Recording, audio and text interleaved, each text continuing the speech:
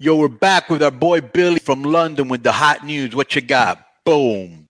I think we should only talk about one thing this week because it's the only thing really to talk about.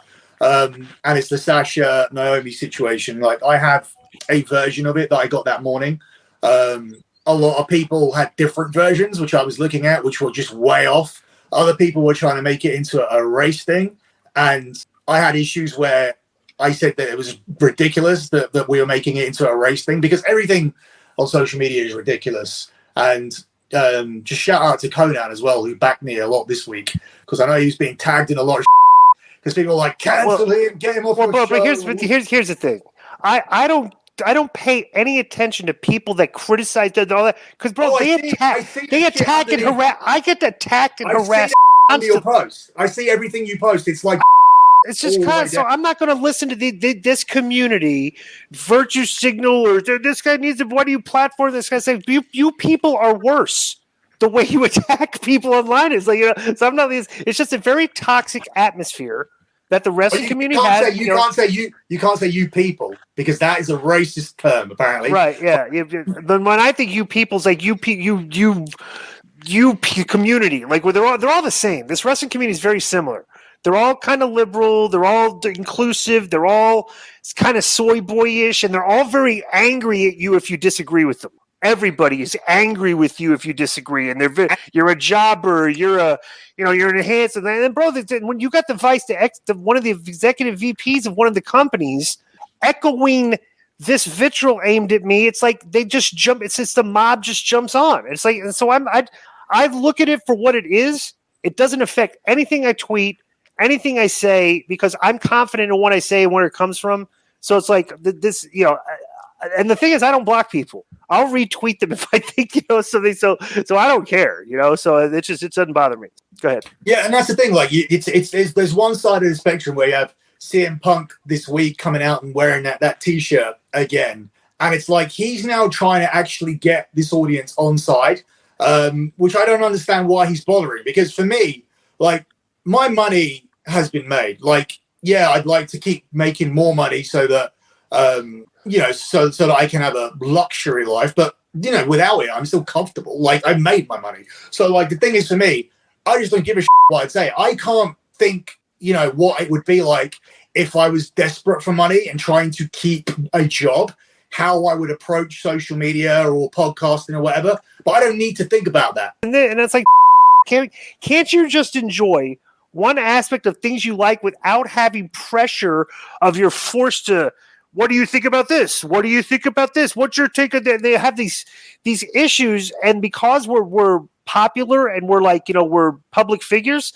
we're constantly being forced to give our take on things that we do not care about. And like, I'm kind of steadfast on that. I don't care about a lot of this. So when people like bro, Sean Ross Sapp is like, he constantly is in my DMs and stuff, and I'm like, dude, you just hit me with a bunch of that I just do not care about. And I don't understand why you don't understand why I don't care.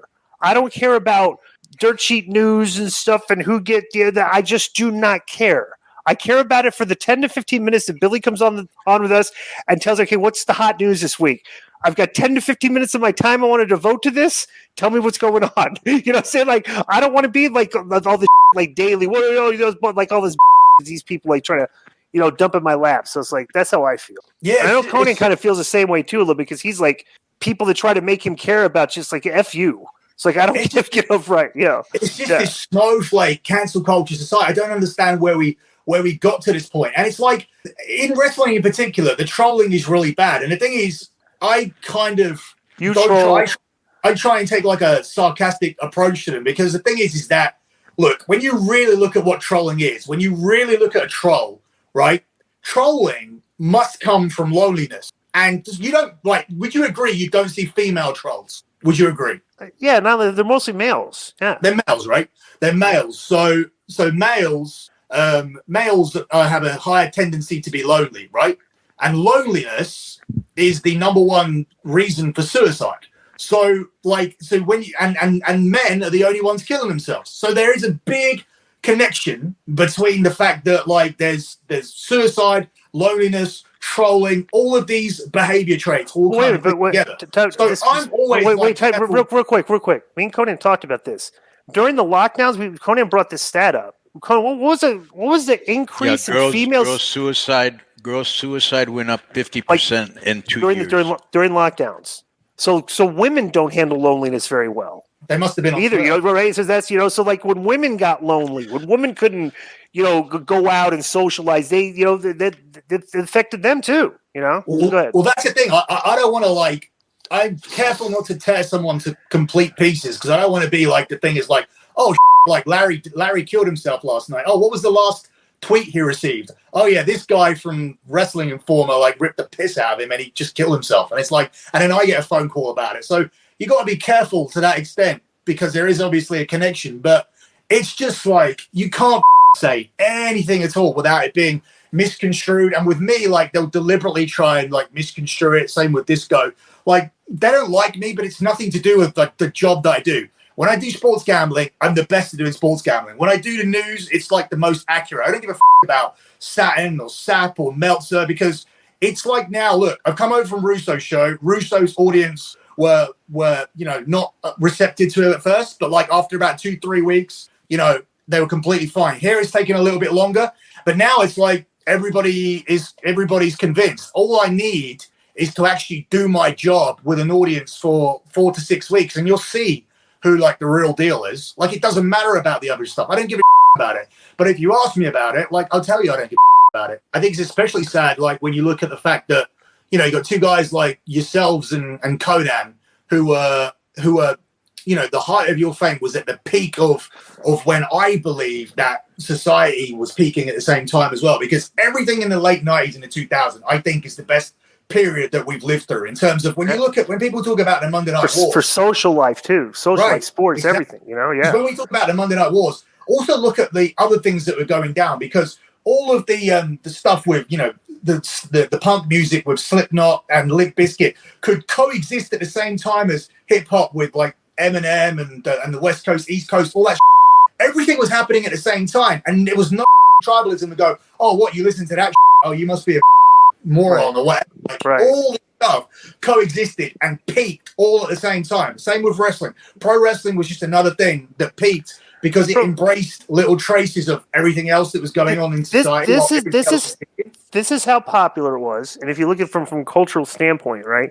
In 1998, at the height of the wrestling wars, when they were doing Austin, Taker, Kane angle, and we were doing Goldberg was fighting Hogan in the just a lot of stuff going on, right? At that same time in 1998, in the middle of all this, during the NBA playoffs, Dennis Rodman left the team to go skip practice to go to a Monday Nitro. That NBA Finals to this day in 1998 is still the highest rated finals in the history of the NBA Finals. That's like the peak of basketball viewership, NBA viewership was at the peak of wrestling viewership. It's the things we like, sports, wrestling stuff, were at their peak of popularity. They were as good as they were ever has been, and we were living through that period of time. And you're right. That period of time, it's hard to argue that was not a great era, a great period of time. It's the metrics are so obvious. So, that's what I think about that. Yeah, and that's what I'm saying. From to be there and now to be at this point where it's just it's just unbearable for me to and I don't understand how these people got to this point. But the problem is that the people who are flying the flag. So you get these pricks like JD saying that I work with has-beens and whatnot. It's dude, these are the people that worked at the peak of this industry. This industry is in the gutter right now, whether you want to believe it or not. This is not the best time. It's the worst time to be a fan because of the people at the forefront of the industry. You got people like Satin, Meltzer, JD, these YouTubers who think they're more important than the wrestlers who actually laced up their boots. I come on this show, yeah, okay, I do my news and I have an opinion. But when the wrestlers are talking, I shut the up and let them to have the priority because they've actually gone there and done it. I don't on your opinion or Konnan's opinion. I sit there and listen to it with respect because the fact is that you guys have actually done it. These pricks think because they got some losers subscribing to their channels that they actually have a higher level of relevance. Like, it's delusional. I don't understand how this has actually happened. I don't understand how we let the dorks run the show. Right. That's what's happening. The dorks are running the show, and I think they don't want to take their news from me, even though it's accurate, because I don't look like a dork. But if Conrad was sitting here and he suddenly had all the news, they'd be like soaking up and go, "Oh, Conrad's the greatest guy for the news too." Is he? Like, you have to have a certain look, you have to have a certain mentality, you have to be a social justice pussy, and that's when everybody will just. There's a market for There's a market for that. And they tap into that market. You should see, because the Get My Go show busted on JD about a month ago. You should see his chats. It's unbelievable. He can get thousands of people to come in and just watch him talk about SmackDown and tip him, give him those YouTube super chat things. Like, I can't fathom it. I can't believe it. And it's like you said, the dorks have taken over. And it really like the Twitch community that we've never really tapped into and stuff that people I just think it's weird that people will pay you to sit there and watch video games and play video games. That's just a weird. I don't know. It's just it's just a very weird. It's a different fan interaction than I was accustomed to. So let's get into the Sasha stuff. Konnan's back. All right, yeah. So let me just bring it up from my Patreon in case I miss anything. All right, so the whole thing here about them walking out and everything, and people saying, first of all, let's clear up the work and shoot thing. It's a shoot. It's not work. Like, they genuinely did walk out, and WWE put that statement out to bury them, even to the point where Corey Graves was being fed verbiage from Vince McMahon, which was in regards to the conversation that we had privately. I've not been able to find anything to back that up. So I'm not going to go down that route. I'm just going to basically talk about what I believe or what I've been told. So what I've been told is essentially the issue is that they spoke to people in creative, and they said this is what they're doing, and they're trying to get the tag titles over, right? They really want this to be a serious tag division, and from the answers they were getting back, there is no tag title defense lined up for the next two pay-per-views, and if you go back to the last one, there's no tag team title match on that one either, right? So Naomi was supposed to win the match, pin Sasha. Sasha was then supposed to go on to SmackDown to get the number one contendership for Ronda. They were both going to lose their matches. And wait. When are you talking about? What period of time is this? They were both going to be the number one contenders for the Hell in a Cell. How long ago was this? This was decided on Monday. Wait, so they were going to fight each other even though they're tag team champions? It's a six-pack challenge. So it's a 1-4 match. Oh, okay. All right, go ahead. It's a 1-4 match where Naomi was supposed to pin Sasha in the match. And they didn't understand why they were doing that, because they felt like they were sowing the seeds for a breakup. And they said, no, you're not. So they said, so when are we defending the belts again? And it was like, well, we don't have any plans for the belts for the next few months. Like, you guys are going to be fighting for the titles at Hell in a Cell against Ronda and Bianca. And then you're going to be participants in the Money in the Bank ladder match. So that takes you all the way through to July 2nd, where there's not going to be any women's tag team title match. So they were pissy about that. They're also having issue with the fact that one of the other matches on the card is Becky versus Oscar, supposed to be on Hell in a Cell, which is more high profile. And the outcome of that would lead to a triple threat match between Bianca and Oscar. So they know that everything on that side of things is building towards the triple threat. Oscar, Bianca, and mainly Becky is the main focus. Now, could there be an issue with Becky as a whole? Could be, because Becky, comes in on a tour bus. She gets a separate room with Seth Rollins where her kid comes to work with her. There's a nanny there. She's on $3 million a year. Sasha's on $1 million. So could there be a whole problem with the fact that Becky has that's what I heard. Is right. that Becky said no, that doesn't work for me, to some of the creative, which trickled down and affected Naomi and Sasha's creative, and that triggered the everything that we're talking about. Yeah, that's what I heard. The creative issue is a weird one for me, because I can understand an attitude issue. I can understand where they'd be like, "Oh, we don't want to do this match," and then the WWE, Becky turns around and says, "Tough like we've already like worked it all out, like, you know, like as wrestlers do, like we're doing this, we're doing that, blah blah blah. So whether it would be that is the only confrontation I can see creatively in terms of it doesn't work for me, brother. I don't understand why Becky Lynch would give a because the thing is with her creative, she's leaving Raw in 3 months anyway. So is Seth. The plan is for them to be on SmackDown and for Seth to go on to do something with Roman and for Becky to be on SmackDown so she can get to Ronda by WrestleMania. So she could take 1,000 losses on Raw. No one would care. Like, that's normally what happens. You normally... Let me ask you 2 questions. Okay, number 1, what is the locker room... like whose side who are they siding on in this? What's the locker room split like? Who is siding with management? Who's siding with creative? Like, who are they a pain in the ass? Everything and like what is? And second question is what is their status right now? The locker room is completely siding with the company, from what I understand. So in the build up to this, like this has been looked at. I'm going to read something from my article here, and if anybody knows anything more about it, like, you know, just say, or if anybody thinks this is in any way not correct. Have you heard anything about this? Heard any of the story, Konnan? No, I know that they quit, but I didn't know the reason behind it. Go ahead. Okay, so I've put here, while Naomi walking out was not a surprise. While Naomi walking out was a surprise, Sasha walking out is not seen as a huge surprise to many people backstage, and more so seen as somewhat of a ticking time bomb that finally went off. It's been said that Sasha's behavior has been erratic for several months, be it her weird social media posts, blowing off fans despite her babyface status, her controversial and often borderline racist comments during media scrums, that you can find those for yourself. They are weird.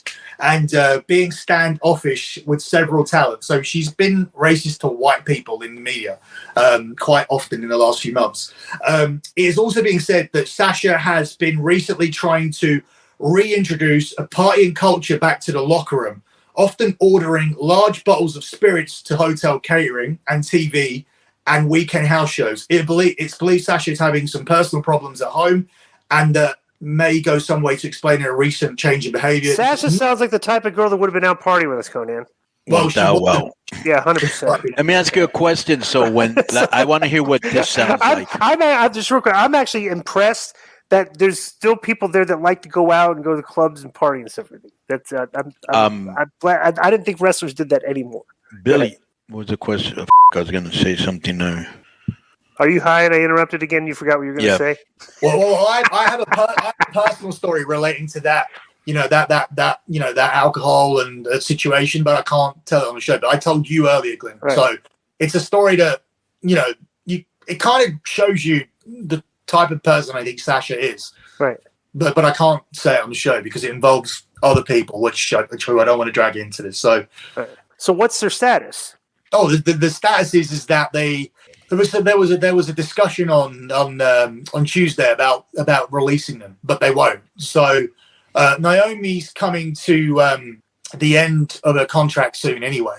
Contracts always tend to run. I've spoke about this before. Contracts always tend to end at the end of pay-per-view. So the contract expiration dates for WWE contracts are usually the 31st of December, February the 1st, April 1st, and September 1st. So they're normally the dates they end. So hers will end on September 1st. So it'd be interesting to see if they resolve it.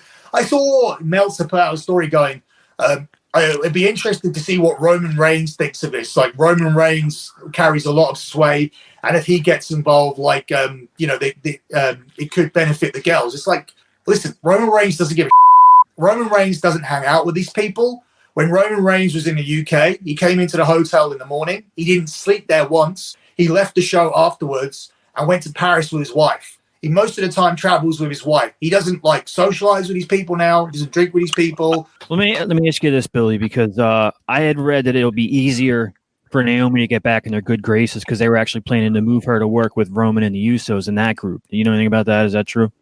I actually spoke to Glenn about it earlier.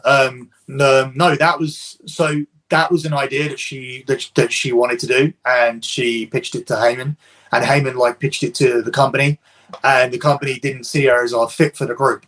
So she's now gone into business for herself in the media and has been talking about, the bloodline and how she hopes it happens and how she would hope it's done right and all this kind of stuff. Because she said, that's one of her quotes. She said, "I hope it's done right if it happens and whatnot." But now, a lot of that is her going into business for herself, which people can do in the final 6 months of a contract.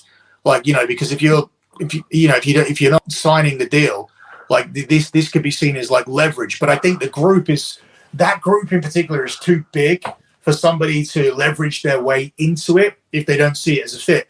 I mean, for me personally, like, I think you need to find a way to put Ronda in there, because Ronda and Heyman would be a bad dynamic. But because she's not in the family, it's not really possible. So I don't think there will be a female in there. I don't think it'd be Naomi, as the company have already turned it down. So yeah. Konnan, what was the question you want to ask? All right, my question was, could you read me some of those comments that a biracial person would say to a white person that would be considered racist? Konnan, you probably don't know about this. Do you know anything about this mustard on watermelon TikTok trend? No. Okay. So it says the bizarre food combination became a social media craze last year and has garnered mixed reactions over time. It received significant attention when Lizzo sampled the fad in 2021 to seem unimpressed. Sasha Banks has now tried the mustard watermelon pairing for herself. In a clip posted by the First We Feast Twitter account, she made her opinion about the trend abundantly clear.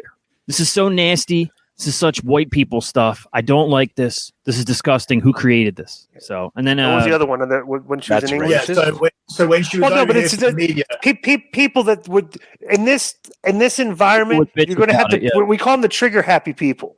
All you have to do is say something like that, and there's going to be the people that are going to get triggered. Oh, well, so you like that type of stuff. That's what we're saying. Yeah. So the other thing she said when she was in a UK press conference over here, they went, "What do you feel? How do you feel about the British food?" She said, "Your food is terrible. I don't like anything here. Like, what's the big deal with fish and chips?" She goes, "And you guys like rave about Nando's. I went to Nando's, a chicken place." She went, "I went to Nando's. It's disgusting. You white people need to learn about spices and seasoning." Sounds like I don't think that's funny. Yeah, it's funny and it's pretty. Our boy, right? But it's like you can't laugh at that stuff. Disco, our boy, like the trigger people is David Dennis actually released some spices and put out shirts like making fun of white people not knowing how to use spices. That's right. That's exactly. Go spice some food. Go spice some food. Go spice some food. Yeah. Yeah. Right. So what? So Sasha and what's her name are there? They're fine. This was all just, but what, to make them look bad? I guess the WWE put the statement out. They buried him like pretty bad. Like, and I think the idea was at the time is that they would let them go, but like they decided not to let them go. It's nothing to do with them going to AEW or anything like that. Like I said, with Naomi, it's pointless. It's pointless doing it because if she's going to go, she's going to go after SummerSlam when the contract's up anyway. With Sasha, it's like, she could just sit out a deal. Like, she can just sit out for a bit. She's normally not here this time of the year anyway. Like, I think the tag team titles will be stripped and they may as well go for good. Like, I don't know what's actually going to happen with it, but at the moment, it's just a case of they're just at home and it's just a standoff. So we'll see. We'll see what happens. But like, if they were going to fire him, they would have done it on Tuesday because there was a whole meeting about it. So that's the situation with that.